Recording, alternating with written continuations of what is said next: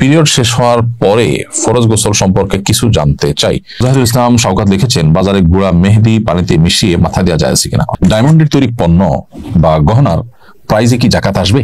হানান রহমান লিখেছেন, আমার মুখে প্রায় 30টা তিল আছে, আমি লেজার ট্রিটমেন্টের মাধ্যমে তিল তুলে ফেলতে চাই, এটি কি আমার গুনাহ হবে?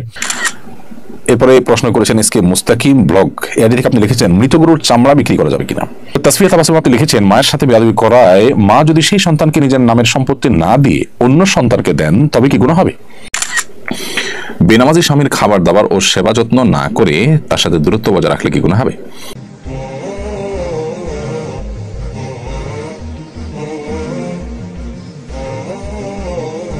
পিরিয়ড শেষ হওয়ার পরে ফরজ গোসল সম্পর্কে কিছু জানতে চাই। অনেকে ফরজ গোসলের অজুহাত দিয়ে নামাজ কাজা করেন, এ সম্পর্কে ইসলামী শরীয়তের বিধান কি? পিরিয়ড শেষ হওয়ার পর ফরজ গোসল করাটা আবশ্যক। ফরজ গোসল না করে যদি কেউ নামাজ পড়ে কিংবা এটা কাজা দিয়ে এটাকে পাশ কাটিয়ে তারপরে তিনি ফরজ গোসল অ্যাভয়েড করেন, তাহলে সেক্ষেত্রে সেটা অবশ্যই হারাম কাজ হবে, ভয়ঙ্কর কবিরা গুনাহ হবে। অপবিত্র অবস্থা আল্লাহ তাআলাকে সিজদা দেওয়া ভয়ঙ্কর একটি বিষয় এবং হারাম একটি কাজ, সেটি থেকে বেঁচে থাকতে হবে। মুজাহিদুল ইসলাম শওকত লিখেছেন, বাজারে গুঁড়া মেহেদি পানিতে মিশিয়ে মাথায় দেওয়া যায় কিনা? অসুবিধা নেই, কারণ এই সমস্ত মেহেদিতে এমন কিছু থাকে না যেটা আলাদা একটা আবরণ বা স্তর ফেলে দেয়, সেরকম কিছু কিন্তু থাকে না, বিধায়গুলো ব্যবহার করতে পারেন। ফারহান রহমান লিখেছেন, আমার মুখে প্রায় 30টা তিল আছে, আমি লেজার ট্রিটমেন্টের মাধ্যমে তিল তুলে ফেলতে চাই, এটি কি আমার গুনাহ হবে? এটা যদি আপনার শরীরে বা আপনার চেহারাকে দৃষ্টিকটু করে বা আপনি সমস্যা মনে করেন তাহলে পার্ট অফ ট্রিটমেন্ট, এটা আপনি করতে পারেন। ডায়মন্ডের তৈরি পণ্য বা গহনার প্রাইজে কি জাকাত আসবে? যে সমস্ত পণ্য ডায়মন্ডের তৈরি সেই পণ্যগুলো যদি ব্যবসায়িক মাল হয়, অর্থাৎ ব্যবসার পণ্য হয় যেটা কেনা হয়েছে বেচার জন্য, তাহলে ব্যবসার পণ্যের যে মূল্য, এটার যে ভ্যালু আছে সেই ভ্যালুর উপরে প্রতি বছর আপনাকে জাকাত দিতে হবে।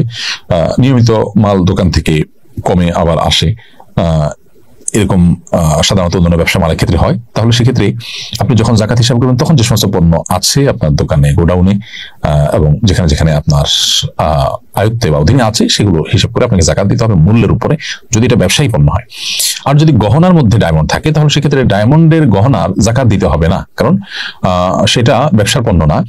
আর গোল্ড কিংবা আপনার রূপার মতো, স্বর্ণ কিংবা রূপার মতো, এটা যেহেতু আপনার জাকাত এবল অ্যাসেট সরাসরি না, ব্যবসায়ী পণ্য।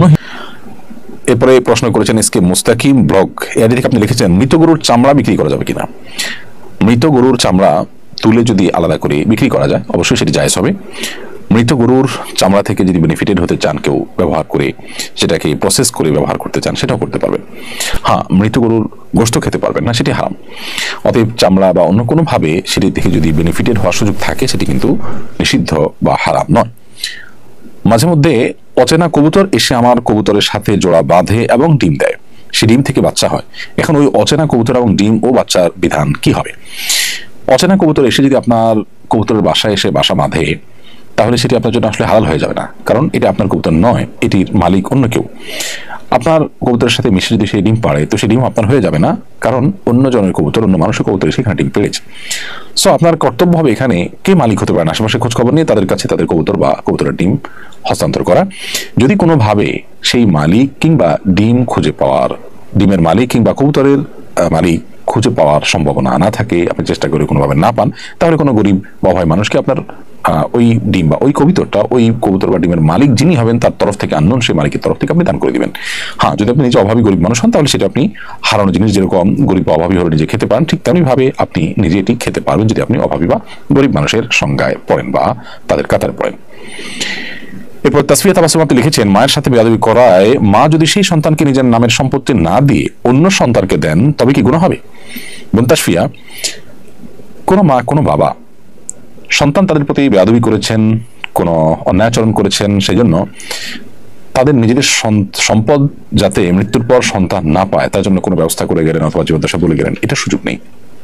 কারণ সন্তান কোনো অন্যায় বা অপরাধ করলে আল্লাহর কাছে সে দায়ী থাকবে, মা বাবার সম্পদ থেকে বঞ্চিত করবার কেউ নয়। কারণ সম্পদ থেকে বঞ্চিত করার কোনো অপশন শরীয়তে নেই। আপনি সন্তান হিসাবে যখন মা বা বাবার সংসারে, তাদের বাসায়, তাদের ঘরে জন্মগ্রহণ করেছেন, বাই ডিফল্ট অ্যাজ এ সন্তান আপনার অধিকার হয়ে গেছে তাদের সম্পদের ভাগ পাওয়া। এখানে তারা চাইলেও আপনাকে সম্পদ থেকে বঞ্চিত করতে পারবেন না। ওয়ারিশ সূত্র যেটি সেটি হলো যে বাবা মায়ের ঔরসে তাদের গর্ভে জন্মগ্রহণ করেছেন, সো সন্তান হিসাবে আপনি তাদের সম্পদের প্রাপ্য অধিকার আপনার চলে আসবে যতক্ষণ আপনি মুসলমান থাকবেন। কেউ মোরতাদ হয়ে গেছে, ইসলাম ত্যাগ করে ফেলেছে, তখন সে আর ওয়ারিশ থাকে না।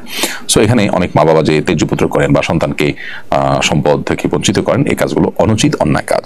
সন্তান কোনো অন্যায় করে থাকলে সেটি আলাদা বিষয়, আল্লাহর কাছে তার বিচার হবে, তাকে সম্পদ থেকে বঞ্চিত করতে পারবেন না, বা সন্তান হিসাবে তাকে তেজ্যপুত্র তথাকথিত এটাও আপনি করতে পারবেন না। বেনামাজি স্বামীর খাবার দাবার ও সেবা যত্ন না করে তার সাথে দূরত্ব বজায় রাখলে কি গুনাহ হবে? এটা যদি হয় সাময়িক অভিমান হিসেবে, স্বামীকে সংশোধনের পথে আনবার জন্য এটি কৌশল হিসেবে, তাহলে সেটি জায়েজ হতে পারে। আর যদি তিনি বেনামাজি এই অজুহাতে আপনি তার সেবা যত্ন না করেন, তার থেকে দূরত্ব বজায় রেখে চলেন, তার সাথে নিয়মতান্ত্রিক সংসার এটি বর্জন করে দেন, তাহলে সেক্ষেত্রে সেটা জায়েজ হবে না। কারণ হলো আপনি তার স্ত্রী হিসাবে তার অধীনে থাকলে অবশ্যই স্বামী হিসাবে তার যে প্রাপ্য অধিকারগুলো আছে সেগুলো আপনাকে আদায় করতে হবে। আর যদি স্ত্রী হিসাবে তার সংসারে আপনি থাকার কোনো সুযোগ না থাকে এই কারণে, তাহলে সেক্ষেত্রে সেটি ভিন্ন বিষয়। তাহলে আপনাকে ডিভোর্সের যথাযথ উদ্যোগী হতে হবে। যদি সেটা করতে আপনি বাধ্য হন বা নিরুপায় হন বা সে সুযোগ থাকে, তাহলে সেটা ভিন্ন বিষয়। আপনি একই সঙ্গে তার স্ত্রী হিসাবে থাকবেন, আবার তার প্রতি আপনার কর্তব্যগুলো আপনি আদায় করবেন না, এটি কিন্তু সুযোগ নেই। অভিমানের জায়গাটা ভিন্ন। আপনি অভিমান করেছেন, তাকে সংশোধন করবার জন্যই সাময়িকভাবে এরকম কোনো উদ্যোগ নিয়েছেন যাতে তিনি ফিরে আসেন ভুল পথ থেকে, তাহলে সেটা ঠিক আছে, এটা পার্ট অফ ট্রিটমেন্ট বলতে পারি, সেটা ভিন্ন বিষয়। অতএব আপনি এক্ষেত্রে আপনার অবস্থানটা ঠিক কোন জায়গায় সেটা বের করে সিদ্ধান্ত গ্রহণ করতে হবে। নুরুন নাহার আপনি লিখেছেন, আমার বাবা আমার ছোট থাকতে আমাদের 6 ভাই বোনকে রেখে চলে যান। এরপর তিনি আরো একটা বিয়ে করেন। এখন তিনি অচল হয়ে পড়েছেন। এখন তিনি আমাদের কাছে আসতে চান। এ অবস্থা আমাদের করণীয় কি? নুরুন নাহার, আপনার বাবা আপনাদেরকে ছোট থাকতে রেখে যে চলে গেছেন, এটা তার একটা অপরাধ হয়েছে, তিনি গুনাহ করেছেন। তিনি তার রক্তের সবচেয়ে কাছের যে আত্মীয়, সেই সন্তানদেরকে তিনি রেখে চলে যাওয়াটা তার গুনাহ এবং অপরাধের কারণ, কবিরা গুনাহ হয়েছে। কারণ তাদের আপনাদের ভরণ পোষণ দেওয়া, আপনাদের প্রতি সুসম্পর্ক বজায় রাখা, এটা তার কর্তব্য ছিল, সেটা তিনি করেননি, ভুল করেছেন। আরেক বিয়ে করেছেন, সেটি ভিন্ন বিষয়। এখন তিনি অচল হয়ে পড়লে অবস্থা যদি আপনাদের কাছে আসতে চান, আপনাদের তাকে আসতে দেওয়া উচিত। বাবা হিসাবে তিনি তার দায়িত্ব পালন করেননি, এটা তার ত্রুটি। আপনি সন্তান হিসাবে আপনার দায়িত্ব পালন করতে ত্রুটি করা উচিত নয়।